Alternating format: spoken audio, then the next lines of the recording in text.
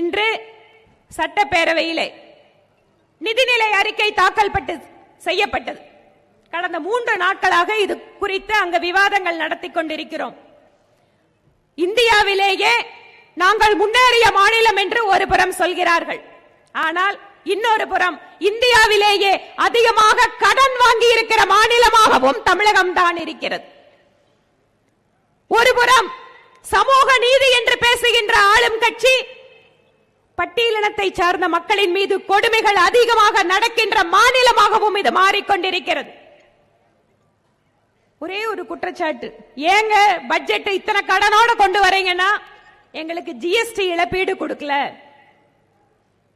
நாங்க இங்க வாங்குற வரி வருவாய நாங்க தான் முடிவு பண்ணணும், நீங்க யாரு டெல்லியில இருந்து கேட்கறதுக்குன்னு இன்னொரு கேள்வி. மூன்றாவது, இந்த தமிழகத்தினுடைய வரி வருவாய்க்கு நீங்க அங்கிருந்து கொடுக்கக்கூடிய பணம் என்பது ₹1.29. திரும்ப திரும்ப திரும்ப எத்தனை முறை இதற்கான விளக்கத்தை கொடுத்தாலும் எழுத்துப்பூர்வமாக நிதிநிலை அறிக்கை வரை இந்த ஆளுகின்ற கட்சி மத்திய அரசை பிரதமர் மோடி அவர்களை குறை சொல்கிறது.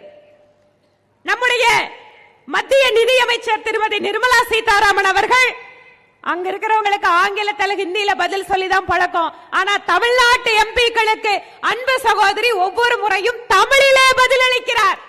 அவங்க பதில் சொல்லும் போதெல்லாம் எந்திரிச்சு வெளியில் ஓடிடுறாங்க.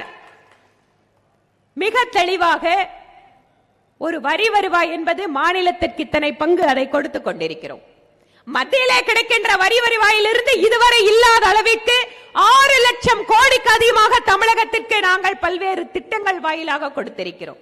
இங்கிருந்து கிடைக்கின்ற வரியை விட அதிகமாக மத்திய அரசு தமிழகத்திற்கு கொடுத்து கொண்டிருக்கிறது.